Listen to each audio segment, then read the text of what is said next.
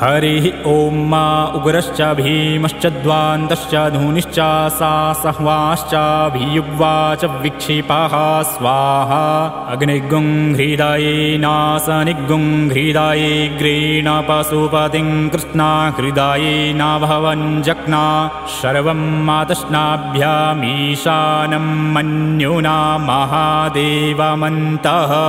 पारे सर्वेनो ग्रन्देवं वनिष्ठुना वसिष्ठहनुः शृङ्गे निकोश्याभ्यां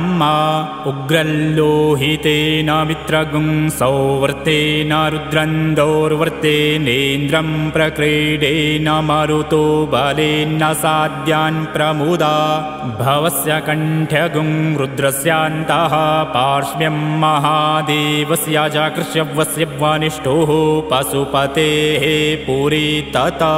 लोमभ्यः स्वाहा लोमभ्यः स्वाहा त्वचे स्वाहा त्वचे स्वाहा लोहिताय स्वाहा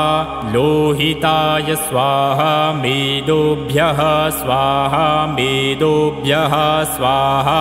मागुंसेभ्यः स्वाहा मागुंसेभ्यः स्वाहा स्नावभ्यः स्वाहा स्नावभ्यः स्वाहा स्तभ्यः स्वाहा स्तभ्यः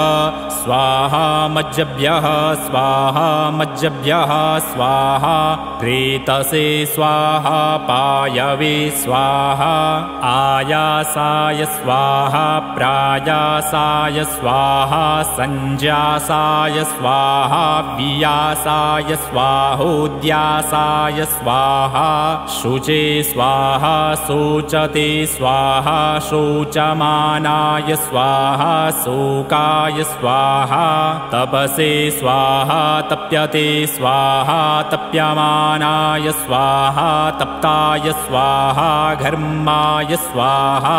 निखकृते स्वाहा प्रायश्चित्ते स्वाहा भीखजाय स्वाहा जमाय स्वाहान्तकाय स्वाहा मृत्यवे स्वाहा ब्रह्मणे स्वाहा ब्रह्महत्याये स्वाहा विश्वेभ्यो देवेभ्यः स्वाहा द्यावा पृथिवीभ्यागुं स्वाहा